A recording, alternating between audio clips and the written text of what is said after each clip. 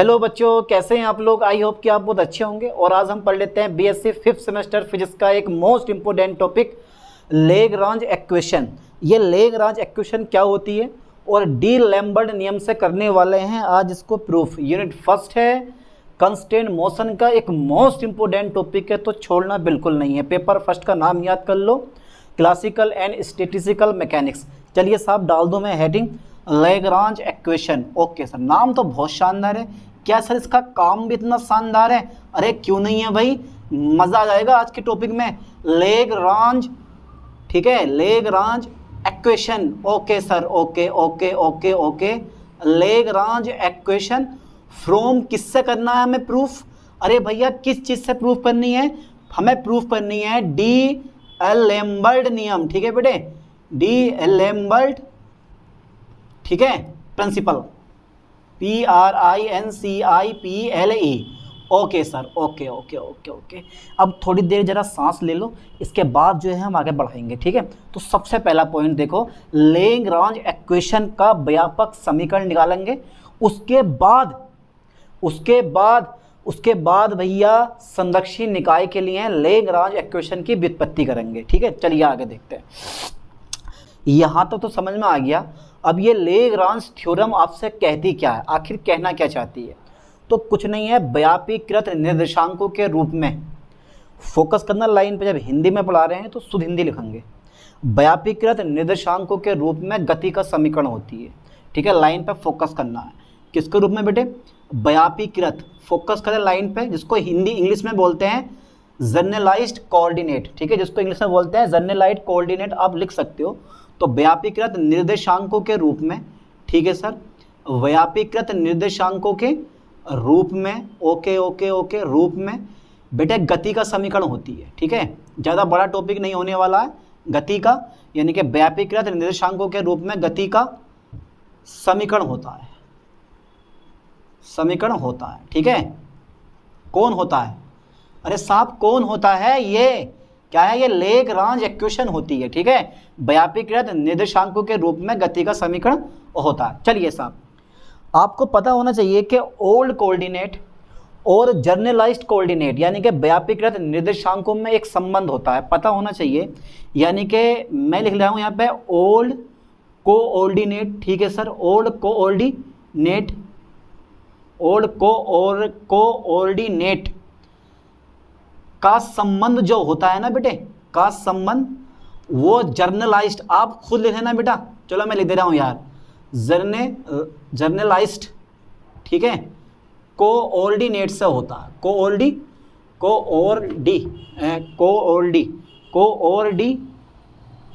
यहाँ पर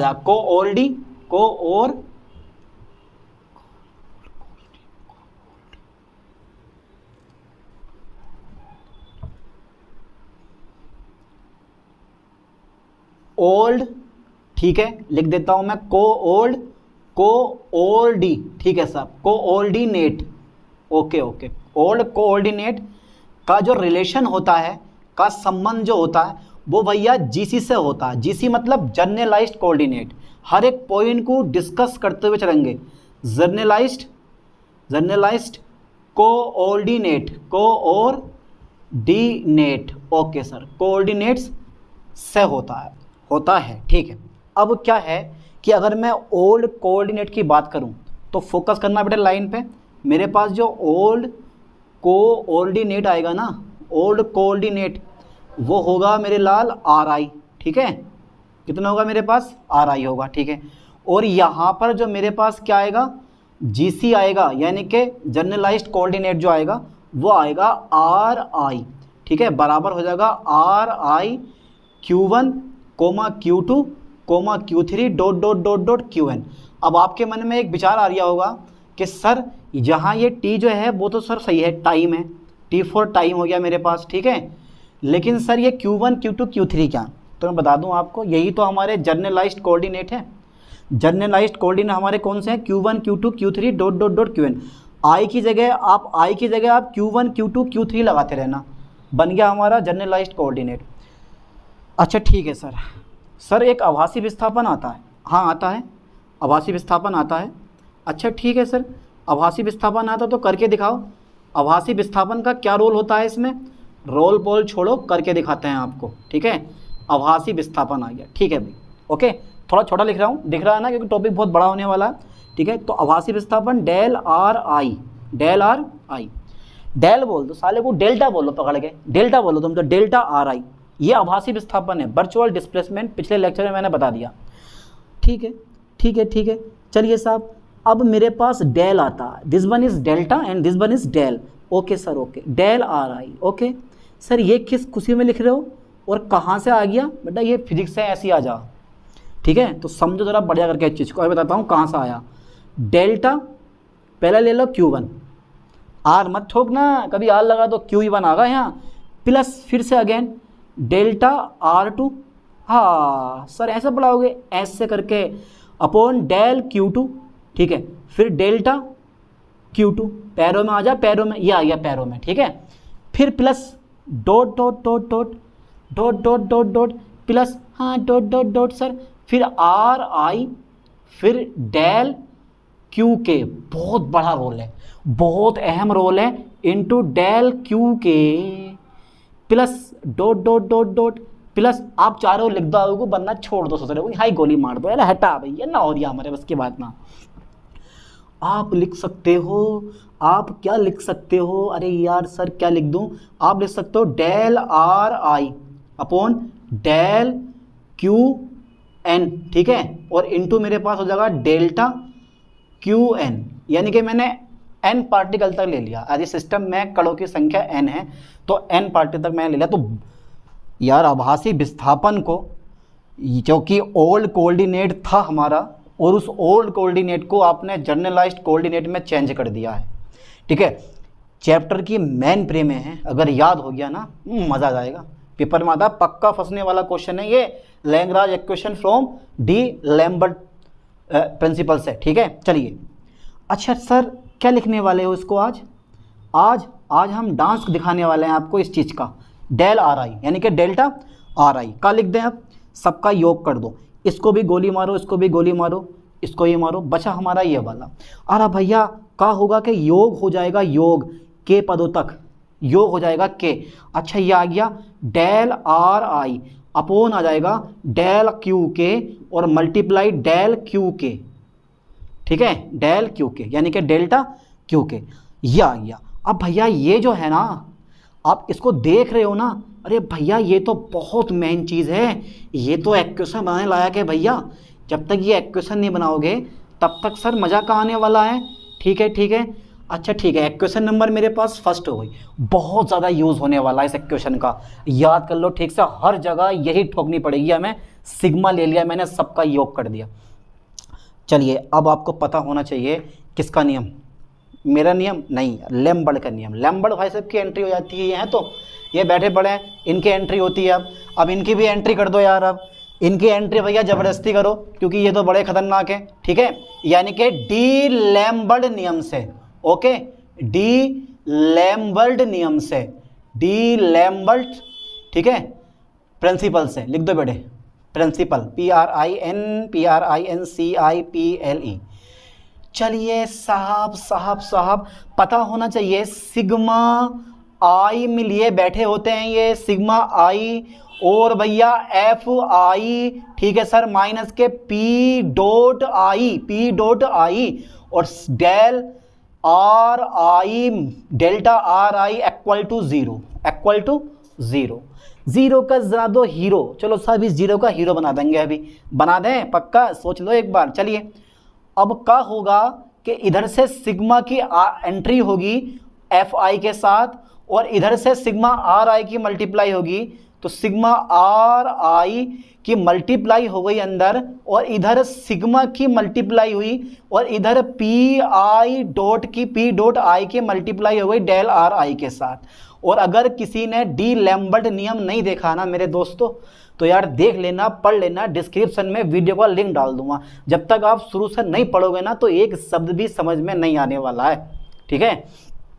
चलिए इक्वेशन नंबर मेरे पास हो गई सेकंड, इक्वेशन नंबर मेरे पास हो गई सेकंड। अब आप सोचोगे सर मॉडल में तो बहुत कम दे रखा है, मॉडल में तो कम दे रखा है, बुक खोल के देखो कान खड़े हो जाएंगे, ठीक है। देखो जरा, आइए अब क्या होगा कि इसका अलग से मान निकालो और भैया इसका अलग से मान निकालो, और इसका मान निकल जाएगा तो यहाँ ठोक देंगे, इसका मान निकल जाएगा तो यहाँ ठोक देंगे। अब कहो तो मैं एक साथ लेके चल लिया हूँ, अगर एक साथ लेके चलूँगा तो बड़ा लंबा पड़ जाएगा भैया, तो शॉर्ट पथ अपनाओ और शॉर्ट पथ अपना के इसको पूरे के पूरे लैग्रांज इक्वेशन को सॉल्व को प्रूफ कर दो। है बहुत बुरी चीज़ पर है बड़ी इजी चीज़ यार। चलो देखते हैं, फिर इसको निकालते हैं मान। अब सिग्मा, अच्छा sigma i equal to F I, ठीक है, एफ आई, ठीक है, multiply del are I. Okay sir आ गया। ओके अब सर क्या लिखने वाले हो आगे?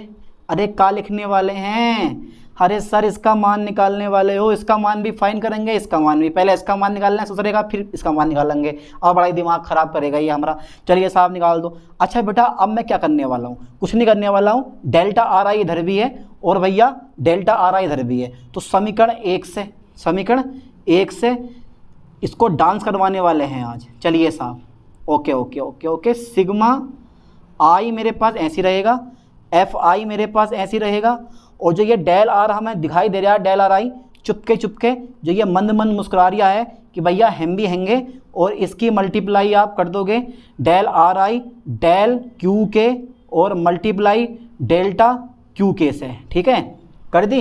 Okay okay okay. अरे भैया ये तो दो सिग्मा हो गए, सिग्मा की तो लाइन लगा दी आज भाई, सिग्मा की तो लाइन लगा दी। आई फिर से सिग्मा के, अब एफ आई भैया, फिर del are I upon del Q, ठीक है, F I del are I और multiply del Q K, multiply del और डेल्टा क्यू के, ठीक है, क्यू के। का होगा कि ये जो सिग्मा होगा इस डेल क्यू के साथ जीरो हो जाएगा, गुणांक शून्य हो जाता है, यानी कि इस सिग्मा का इस डेल क्यू के साथ गुणांक जीरो हो जाता है। अब बचा का हमारे पास, और इस जो बचता है ना इस स्टेप को भाई, इस वाले स्टेप को, ये जो मेरे पास जो ये मंद मंद मुस्कुरा रिया है, ये वाला स्टेप जो भैया मंद मंद मुस्कुरा रिया है, ये वाला स्टेप जो सुसरे ने परेशान करके रखा है इस स्टेप ने, इसको हम मान लेंगे क्यू के। क्या मान लेंगे बेटे इसको हम? क्यू के। चलिए साहब इसको मान लिया मैंने क्यू के, ठीक है सर, क्यू के आ गया हमारा, क्यू के हमारा मिल गया है। अब तो सर सवाल हल हो जाएगा। अरे क्यों ना होगा यार, जब मैं पढ़ा रहा हूँ तो डर क्यों रहे हो? F Q del are I upon del Q K, equation number मेरे पास कौन सी बन गई? थर्ड बन गई। अब भैया यही हमारा क्यू के का मान है, जो मान मिला है ना मुझे, ये जो मान मिल गया है, यही मान उठा के हम यहाँ पे रख देंगे, आगे जाके काम में आएगा, ध्यान देना, ठीक है। यही मान उठा के हम क्या कर देंगे, यहाँ पर लग देंगे साहब, यानी कि सिग्मा के equal to F I dot del are I upon del Q के, ठीक है, ओके ओके। और वेयर जहाँ डेल क्यू के जो है ना, जहाँ क्यू के को हम पता क्या बोलते हैं, जहाँ क्यू के जो है वो है व्यापीकृत बल, इसको बोलते हैं बेटे व्यापीकृत, ठीक है, बल बोलते हैं इसको, व्यापीकृत बल, ठीक है, ये व्यापीकृत बल का मान आता है। चलिए आगे देखते हैं, इसको मैं इरेज कर दूं, इसका स्क्रीनशॉट लेना, इसका काम है, याद कर लेना बढ़िया करके इसको, तो कर दें इसको इरेज भैया एक बार, ठीक है सर, इसको इरेज कर दे रहे हैं। चलो साहब लो, कर दिया मैंने इरेज इसको, ठीक है। कहीं मिस्टेक हो तो ठीक कर लेना, अगर कहीं पे लग रहा है बाई चांस मिस्टेक हो गई, नहीं अगर लिखते समय मिस्टेक हो गई है तो आप लिख लेना उस चीज़ को, कोई दिक्कत नहीं है, ठीक है। चलिए आगे देखते हैं, क्योंकि क्या व्यापीकृत बल हैगा हमारा, ओके ओके ओके ओके। चलिए हो गया कंप्लीट इतना, क्योंकि मान अब जो है आपको पता है कि संरक्षी निकाय के लिए, पॉइंट पे ध्यान देना, संरक्षी निकाय के लिए, ओके सर, संरक्षी निकाय के लिए, ठीक है सर, मान गए आपको, संरक्षी निकाय के लिए। तो संरक्षी निकाय के लिए जो फोर्स होता है वो होता है ग्रेडियंट भी मतलब होता है पोटेंशियल एनर्जी, स्थितिज ऊर्जा होती है बेटा, ये पोटेंशियल एनर्जी होती है, स्थितिज ऊर्जा, ठीक है। चलिए साहब आप इसको लिख सकते हो, minus del phi upon del are आई, ठीक है, ऐसे लिख सकते हो इसको आप, f equal to minus del phi upon del are i from equation third, यानी कि समीकरण 3 से। समीकरण में 3 से क्या करने वाला हूँ? अरे सर वैलिडेंस करने वाला हूँ। तो जहाँ क्यू के है, जरा लाइन पे ध्यान दें, क्यू के बराबर हो जाएगा मेरे पास सिग्मा के F I, okay okay okay, sigma के एफ आई का मान लगा दो, कितना बेटे? माइनस के डेल भी पोटेंशियल एनर्जी और डेल आर आई और मल्टीप्लाई मेरे पास हो जाएगा डेल आर आई और अपॉन डेल क्यू के, ठीक है। अब डेल आर आई से डेल आई का क्या हुआ मेरे पास, कट गया, ठीक है। और जब भैया डेल आर आई से डेल आई कट गया तो सिग्मा भी हमारा हट जाएगा, तो खाली बचेगा मेरे पास कितना, क्यू के बचा, माइनस के del V upon del Q K. Equation number मेरे पास कौन सी हो गई, फोर्थ हो गई, काम में आएगी, बहुत ज़्यादा काम में आने वाली इक्वेशन है ये वाली। चलिए साहब, एक भाग हमारा हल हो गया, यानी कि व्यापीकृत फोर्स आ गया, और एक चीज़ और ध्यान देना, मैं आगे इसकी जगह मैं ये क्यू के का मान रखूंगा, ये ध्यान देना, इसकी जगह मैं क्या रखूंगा, क्यू के का मान रखूंगा। चलिए इसका मान तो हमारा हल हो गया, यहाँ तक का आप बढ़िया करके स्क्रीनशॉट ले लें। अब बचा क्या हमारे पास, अब बचता है मेरे दोस्त, अब बचा मेरे पास ये वाला sigma I P I dot, यानी कि P dot I del are आई, ठीक है, ये बचता। तो यहाँ तक समझ में आया, इसको बोलते हैं माइनस के ग्रेडियंट भी, यानी कि भी क्या है, स्थितिज ऊर्जा है, और ये स्थितिज ऊर्जा को मैंने डी आर आई से डिवाइड कर दिया तो बन गया मेरे पास एफ। अरे रिलेशन आता है, आप खुद से देखना कौन सा रिलेशन होता है फोर्स और काइनेटिक, फोर्स और स्टैटिक एनर्जी में, ठीक है, समीकरण 3 से। तो मैंने समीकरण 3 में जो है क्या कर दिया, इस एफ आई का मान जो है ना, एफ आई का मान उठा के यहाँ रख दिया है, डेल आर आई से डेल आई कट गया मेरे पास, और del phi upon del Q के मेरे पास रह गया, ठीक है। चलिए साहब, तो मैं इसको इरेज कर दूँ, पूरे को इरेज कर दूँ ना एक बार, ठीक है। अब मान निकालने वाले हैं हम इसका, चलो पहले इसको मैं इरेज कर दूँ, क्योंकि यहाँ तक का स्क्रीनशॉट ले लो बेटा आप, ये काम में आएगा आपके अभी, और बाकी बाद में कर देंगे इसको भी इरेज, ठीक है। चलिए समीकरण हमारे पास 3 से समीकरण कितनी बन गई है, 4 बन गई है ना, समीकरण 4 बना दी थी मैंने ये वाली, अगर नहीं बनाई है तो समीकरण नंबर 4 कर लियो इसको। ओके, चलो मैं आगे देखता हूँ, ठीक है। अब बहुत बड़ा चीज़ आने वाली है, अब जो है ना आगे जाके ये जो मैं करवाने वाला हूँ इसको, ये बहुत बड़ी चीज़ है, ठीक है, बहुत पेचीदा और उम्दा चीज़ है, ये उम्दा इसे बोलते हैं। चलिए साहब आगे सर ये सोल्व कैसे करने वाले हो, अब आप कैसे सोल्व करने वाले हो, कुछ नहीं करने वाले हैं, सबसे पहले पी आई का मान लगा देंगे, सिग्मा डेल आर आई का मान लगा देंगे, तो आगे सोल्व हमारे पास कुछ इस तरह से मिलेगा। आई बड़ा दिमाग से हल करना है इसको, M1, ठीक है, और मेरे पास आर आई, ठीक है, और यहाँ आगा बेटे डबल डॉट, क्या आगा मेरे पास, डबल डॉट। अब आप सोच रहे होगे यार ये मेरे पास डबल डॉट क्यों आ गया, क्योंकि आपको देखो मैं एक बात क्लियर कर दूं, जो ये पी आई है ना मेरे पास, ये क्या है, ये संवेग परिवर्तन की दर होता है, संवेग परिवर्तन की दर होता है, यानी कि D P upon D T होता है, जिसको मैंने क्या करा, पी डॉट लिख लिया है, ठीक है, संवेग परिवर्तन की दर। तो और जो ये आर आई होता है, आर आई ये होता है बेटे वेग परिवर्तन की दर, ये क्या होता है, वेग परिवर्तन की दर होता है, ठीक है। तो और एक बार तो वेग परिवर्तन की दर, तो यहाँ पे जो मेरा फॉर्मूला होता है ना, यानी कि जो P संवेग मान के चलोगे आप, तो P बराबर कितना होता है मेरे पास, mb होता है mb, तो मेरे पास कितना आ जाएगा, dp अपॉन कितना आ जाएगा बेटे, dt आ जाएगा, तो mdv upon dt, mdv upon dt, तो mdv अपॉन dt को आप क्या लिख सकते हो, dv अपॉन dt को आप आर आई डॉट लिख सकते हो, dv अपॉन dt को आप आर आई डॉट लिख सकते हो। तो यहाँ पे जो ये आर आई डॉट है, ध्यान देना, dv अपॉन dt को आप आर आई डॉट लिख सकते हो, ऑलरेडी इस पे क्या लगा हुआ है, एक डॉट लगा हुआ है, ठीक है। तो मेरे पास कितने डॉट आ जाएंगे, तो हमारे पास 2 डॉट आ जाएंगे, ठीक है, ध्यान देना, एक डॉट तो ऑलरेडी है, इस पे जब डॉट लगा हुआ तो सोच रहा है एक डॉट और हो जाएगा, ठीक है। तो ये आ गया M I R double dot. अब डेल आई का मान कितना है, चेक करें बेटा फ्रॉम इक्वेशन फर्स्ट से, डेल के, डेल यानी कि सिग्मा के और डेल आर आई का मान तुम्हें पता होना चाहिए कितना था मेरे पास, मुझे भी याद नहीं रहा, del are I upon del Q K, यही था ना शायद मेरे ख्याल से, तो del Q K, delta Q के, ये मेरे पास सिग्मा का मान आ गया, ठीक है। चलिए आगे देखते हैं। तो अब सिग्मा एक तरफ कर लो, क्योंकि ये एक ही फैमिली के मेंबर हैं, सिग्मा आई और सिग्मा के। अब यहाँ डबल डॉट क्यों आया, क्योंकि एक बार तो मेरे पास इससे हल करोगे तो डॉट आ ही जाएगा, फिर एक बार डॉट इस पर लगा हुआ ऑलरेडी, डबल डॉट आ जाएगा मेरे पास, ठीक है। चलिए मैं अलग कर दे रहा हूँ इसको, एम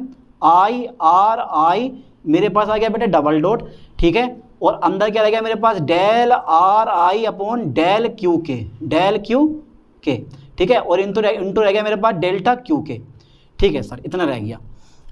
अच्छा भैया, बड़ा लंबा पड़ गया ये तो सर बड़ा लंबा पड़ गो, इसने तो हमारा दिमाग घुमा दियो, मिथ घुमा दियो हमरो, ए भैया, इसने तो हमारा मिथ घुमा दो, चलिए साहब देखें, सिग्मा आई और सिग्मा के, ऐसे लिख लिया। अब बेटा एक बहुत बड़ी समस्या मेरे सामने आने वाली है। आप d अपॉन डी टी, ठीक है, लाइन पर फोकस करें। आप d upon D t m i और आर आई डॉट और बेटे del are I upon del t, del i r upon del t, ठीक है, डेल टी नहीं डेल क्यू के को आप कैसे लिख सकते हो? देखो ज़रा थोड़ा ध्यान देना यार, क्योंकि बहुत लंबा अंडरस्टैंडिंग यहाँ होने वाली है। तो सबसे पहले मैं इस चीज़ को ना उठा के यहाँ लिख दूंगा। कभी सोचो यार मेरी समझ में नहीं आ रहा, बहुत लंबा पॉइंट है ये वाला। देखो ज़रा कैसे है, डी अपॉन डी टी मेरे पास है M I R I dot del are I upon del Q K, है बेटा ये फर्स्ट सेकंड मानो, क्योंकि आप मैथमेटिक्स के फिजिक्स पढ़ रहे हो तो सिंपल सी बात है, आपके पास केमिस्ट्री तो होगी नहीं, ओनली मैथमेटिक्स होगी। हो सकता है फिजिक्स के साथ केमिस्ट्री ली हो, बहुत बुरा कॉम्बिनेशन बैठेगा, ले ली होगी तो कोई दिक्कत नहीं है। फर्स्ट सेकंड, तो पहले इसको ऐसे लिख लो, पहले इसको बेटा ऐसे लिख लो एम आर आई, या पहले फर्स्ट का कर दो सेकंड को लिख लो। चलो पहले मैं फर्स्ट का कर दे रहा हूँ, तो एम आई का तो होगा नहीं, इसका डबल हो जाएगा, यानी कि इसका हो जाएगा डबल, ये हो जाएगा, इसका क्या हो जाएगा बेटा डबल हो जाएगा, ये हो गया डबल, ठीक है। फिर ये मैं ऐसे लिख लूँगा del are I upon del Q के, ये मैंने ऐसे लिख लिया, ओके। फिर मेरे पास साइन किसका आ जाएगा, प्लस का आ जाएगा। फिर मैं इसको ऐसे लिख लूँगा M I R I dot को ऐसे लिख लूँगा, ऐसा कर दूँगा मैं डी अपॉन डी टी और ये आ जाएगा मेरे पास कितना बेटे डी अपॉन डी टी, ये मैंने ऐसे लिख लिया। और मेरे पास ये D upon D T D R आई अपॉन, ये आ जाएगा मेरे पास कितना डी क्यू के, ठीक है। अब फोकस करना लाइन पे ठीक से। देखो इसका जो है मेरे पास ये आ जाएगा, फर्स्ट सेकंड माना उसका मेरे पास ये आ गया, इसको फर्स्ट मानो सेकंड मान लो। पहले मैंने फर्स्ट का कर दिया सेकंड लिख लिया, फिर मैंने सेकंड का कर दिया फर्स्ट लिख लिया, ठीक है। अब जरा ध्यान देना, अगर मैं मेरे पास डेटा मैंने ये लिखा, देखो ये वाला डेटा मैंने यहाँ लिखा, ठीक है, और इसको मैं उठा के ना प्लस वाला जो है इसको उठा के मैं इधर को ले आऊँगा, तो कायम आ जाएगा, ये प्लस वाला इधर कायम आ जाएगा, माइनस में आ जाएगा। मतलब M I R I double dot D R I dot upon D Q K, यानी कि इसकी जगह मैं ये वाला और जो ये प्लस में इधर को कायम में जाएगा माइनस में जाएगा, ये लिख लूँगा कुछ इस टाइप से, ऐसा करके M I R I dot और डी अपॉन डी टी, ये लिखना पड़ेगा बेटा तो मैं डी अपॉन डी टी, ठीक है, और del are I upon del Q के, ठीक है, ये डेल क्यू के, ओके सर, ये आ गया मेरे पास। इसको जो है ब्रैकेट बंद कर देना, ठीक है, और अब बड़ा ब्रैकेट मेरे पास बंद होता हुआ नज़र आ रहा है और अंदर आ जाएगा डेल क्यू के। एक बार स्टेप चेक कर लो कहीं कोई स्टेप में मिस्टेक तो नहीं हो रही है। इस प्लस वाले को इधर लेकर माइनस में लिख लिया है मैंने, ठीक है, हटा देना इसको, ओके सर, ओके, हटा दो इसको, ठीक है भाई, ठीक है। अरे यार बड़ा प्रिय सवाल है, बहुत ही बुरा सवाल पढ़ लिया यार। दूसरा आप कैसा होगा भैया, ये अब कैसा होगा भाइयों, ए भैया हो गया, अरे हो गया। अब क्या आप तो बच्चे वाला काम डायरेक्ट कर दूँ, शॉर्टकट मारूँ, लॉन्ग कट, चलो लॉन्ग कट में अपनाते हैं इस चीज़ को। देखिएगा ज़रा ध्यान से, सिग्मा आई और सिग्मा के लिखते हुए थोड़ी बहुत मिस्टेक हो सकती है, कहीं पॉइंट में दिक्कत लग रही हो तो आप बता देना यार, ठीक है, क्योंकि यार लिखना भी है, पढ़ाना भी है, बोलना भी है, सब एक काम साथ हो रही है। सिग्मा, इसको मैं डी अपॉन डी टी को मैं ऐसे लिख दूंगा, कोई दिक्कत नहीं है, इसको मैं ऐसे लिख रहा हूँ, ये तो यहीं चलता रहेगा ऑलवेज, राइट, ऑलवेज यहीं चलेगा, इससे कोई नहीं बोल रहा, ठीक है। लाइन पे यहाँ पे फोकस करना है, एम आई, और ये जो डॉट है ना इसको आप बेग लिख सकते हो, बेग, इसको आप बेग लिख सकते हो भी, यानी कि इसको आप भी लिख सकते हो भी आई। अब देखो इसको मैं डेल भी लिख सकता हूँ, डेल भी आई लिख सकता हूँ। अब सोच रहे हो कैसे, और यहाँ जाओ बेटे डेल क्यू के डॉट आ जाएगा, यहाँ डेल क्यू के डॉट आ जाएगा, अपने आप आ जाएगा, क्योंकि जैसे भी करोगे तो क्यू डॉट आ जाएगा तुम्हारा। चलिए आगे देखते हैं फिर, माइनस के एम आई, ठीक है, इसको कर लो बेटे भी आई, डॉट नहीं आएगा, भी आई लिख लो। अब देखो ये डी अपॉन डी टी है और डी आर आई अपॉन डी क्यू है, तो ठीक है भैया, तो ये आ जाएगा मेरे पास। देखो ये अपोन में डेल क्यू के ऐसे रहेगा, और पता है ये क्या हो गया मेरे पास, बेग हो गया, ये क्या हो गया बेटे बेग हो गया, तो ये आ जाएगा मेरे पास डेल भी आई, ठीक है, डेल भी आई, और ये मेरे पास अभी ब्रैकेट में डेल क्यू के अमर रहेगा, ऐसे चलता रहेगा, कोई बदलाव नहीं है इसमें। देखो ये जो तुम्हारे पास है ना डेल, ये जो तुम्हारे पास है, मैंने बोला ये ऊपर वाला जो बोला है मैंने यहाँ पे, ये are I upon D T, यानी कि डी आर आई अपॉन डी टी। तो ये हो गया तुम्हारे पास, देखो ये मेरे पास बेग हो गया। विस्थापन परिवर्तन की दर को हम क्या बोलते हैं? बेग कहते हैं। ये विस्थापन है, विस्थापन परिवर्तन की दर को हम क्या बोलते हैं? बेग कहते हैं। तो इसकी जगह मैंने डी आर आई अपॉन डी टी की जगह क्या कर लिया? डी आर आई कर दिया, मतलब भी कर दिया, भी कर दिया भी। अब बात तो अब आती है यहाँ से, थोड़ा सा पेचीदा कहानी है बेटा, जरा थोड़ा ध्यान देना बराबर, ठीक है बेटा, लाइन पे ध्यान देना। अब ये सिग्मा आई को मैं एंटर कर दे रहा हूँ अंदर, तो सिग्मा के मेरे पास बाहर रह जाएगा ऐसी, अंदर रहेगा D upon D T, D upon D T, ठीक है sir, D upon D T रह गया। सिग्मा आई तो आप अंदर ले गए थे, आपने इससे भी गुणा करोगे, आप इससे भी गुणा करोगे, तो सर फिर क्या प्रॉब्लम पड़ रही है? प्रॉब्लम ही प्रॉब्लम है भाई, प्रॉब्लम ही प्रॉब्लम पड़ रही है। चलिए साहब, इस बड़े कोष्ठक को मैंने एक मंजिला कोष्ठक लगा दिया है, और भैया जो तुम्हारे पास ये del upon del Q dot दिखाई दे रहा है, del upon del Q dot जो दिखाई दे रहा है ये अरे यार सही करके लिखो भैया, क्या कर रहे हो भैया, क्या कर रहे हो भैया? इसमें डेल क्यू के, अब यार फिर डॉट रहेगो, ये आ गया मेरा डॉट, ठीक है। इसको मैंने अलग कर लिया थोड़ा सा, मतलब बाहर निकाल लिया है, और अंदर सिग्मा आई की मैंने एंट्री करवा दी है, और 1/2 लिख के एम आई कर दिया है, भी आई कर दिया है, और डॉट भी आई कर दिया। आप सोच रहे होगे 1/2 कहाँ से आ गया? गतिज ऊर्जा का फॉर्मूला होता है 1/2 mv², पता होना चाहिए आप लोगों को। अब 1/2 कहाँ से आया वो भी अभी आगे देखेंगे, ठीक है। माइनस के फिर से एंट्री होगी, ब्रैकेट बंद कर दो बेटे, इसका ब्रैकेट बंद कर दो फिर से, और मंजिला ब्रैकेट भी बंद कर दो, ये मंजिला ब्रैकेट भी यहीं पे बंद हो जाएगा, फिर से माइनस की, ठीक है। अब भैया सिग्मा की एंट्री हो गई, सिग्मा आई आगो, ठीक है, सिग्मा आई आगो, तो यह मेरे पास डेल अपॉन, भैया इसको बाहर ले लो, चलो सोच रहे हो, डेल अपॉन डेल क्यू के, डेल क्यू के, डेल अपॉन डेल क्यू के। तो यहाँ भी मेरे पास कितना है? यहाँ भी मेरे पास कितना भैया? सिग्मा आई, और 1/2 से यहाँ गुणा होगी, बचेगा मेरे पास एम आई भी आई, और क्या बचेगा बेटे मेरे पास? भी आई, ठीक है, ये बच गया मेरे पास, ठीक है, ये इतना मेरे पास डेटा रह गया। और गुणा में, अरे भैया गुणा में क्या रह गया? डेल क्यू के, लिख दो यहाँ पे डेल, आप गुणा में लिख दो ऊपर को, डेल क्यू के, ये रह गया हमारा, ठीक है। चलिए अब शॉर्ट हो गया ये, तो सिग्मा के, ठीक है, सिग्मा के बड़ा कोष्ठक मेरे पास ऐसे रहेगा। और देखो ये क्या है मेरे पास, इसको मैं ऐसे लिख रहा हूँ, del D upon D T, D upon, चलिए डी टी, और बेटा ये रह गया मेरे पास, देखो ध्यान से, ये रह गया डेल अपॉन डेल क्यू के, ठीक है। चलो मैं इसको छोटे ब्रैकेट में कर दे रहा हूँ, क्योंकि बड़ा वाला हट जाएगा तुम्हारे पास, d upon D T, del upon del Q के, और इस पर बेटा ऊपर डॉट लगाना, डॉट आ गया इस पर, ठीक है, डॉट आ गया। और ये हो गया तुम्हारे पास टी, ठीक है, यानी कि निकाय की कुल गतिज ऊर्जा माइनस के, ठीक है, ये डेल अपॉन डेल क्यू के, ठीक है। और ये हो गया मेरे पास निकाय की कुल गतिज ऊर्जा, कितनी हो जाएगी बेटा? ये भी टी हो जाएगी मेरे पास, ये भी कितनी हो जाएगी? टी, और बड़े कोष्ठक में लगा दो डेल क्यू के, डेल क्यू के। अच्छा, इसका स्क्रीनशॉट ले लिया हो आपने तो कर दो इसको इरेज, ठीक है सर, हटा दो इसको, इरेज कर दो बिल्कुल आप।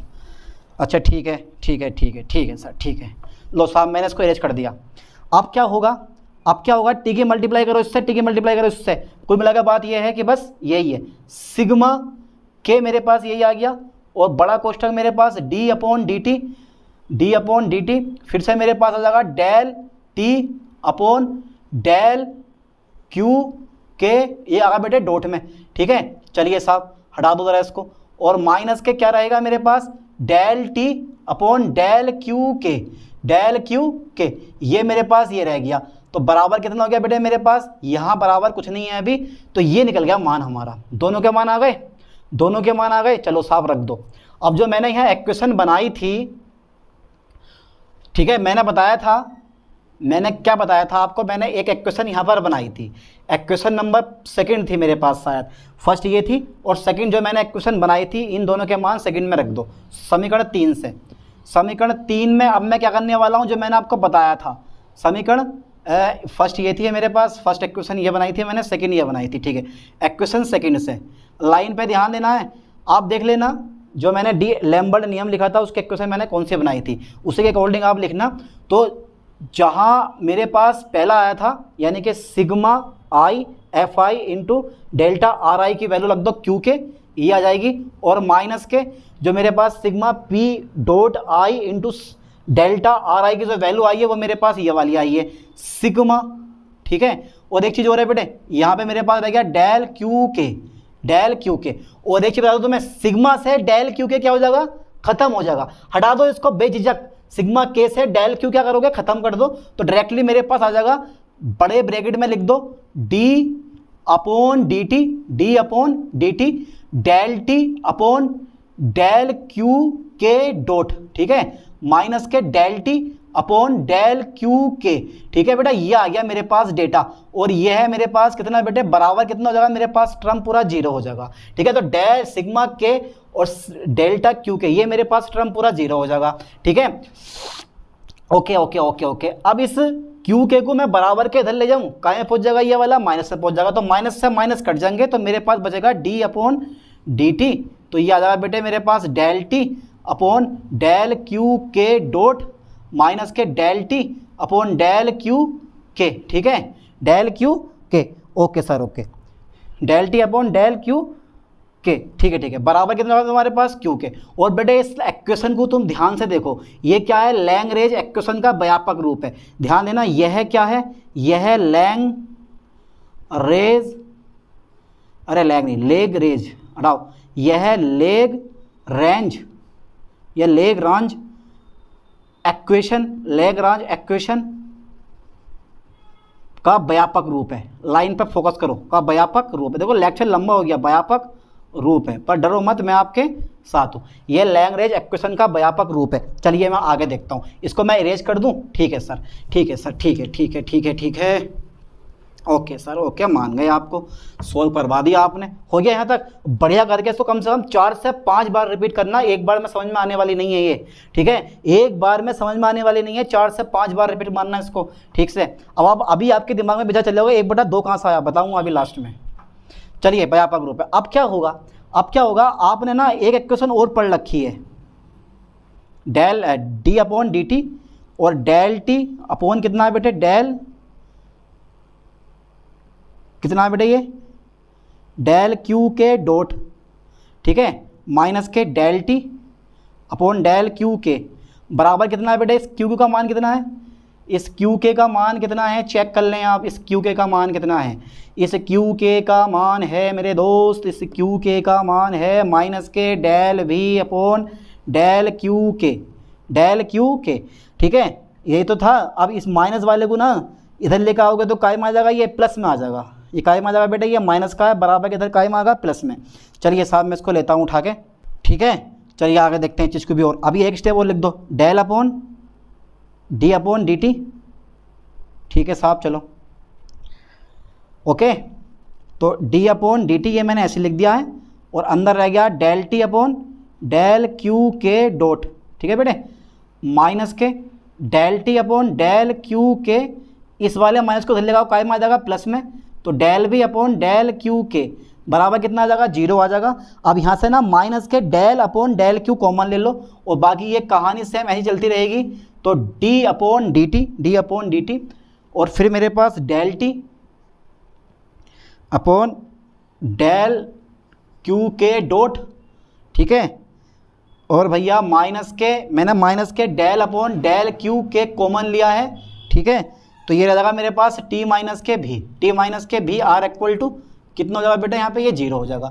अब एक चीज़ मैं और बता दूँ, ठीक है, क्योंकि गतिज ऊर्जा में से मुझे थोड़ा सा जो है ना एक काम और कर देना है, एक काम और कर देना है, डेल अपॉन डेल टी के, इसमें से मुझे टी माइनस के भी और कर देना है, ठीक है बेटे, टी माइनस के भी और कर देना है, डॉट, ये आ जाएगा क्यू के, ठीक है, क्यू के, लाइन पे फोकस करें ठीक से आप, माइनस के डेल अपॉन डेल क्यू के और टी माइनस के कितना है बेटे मेरे पास, भी हो गया, आर इक्वल टू कितना हो गया मेरे पास, 0 हो गया।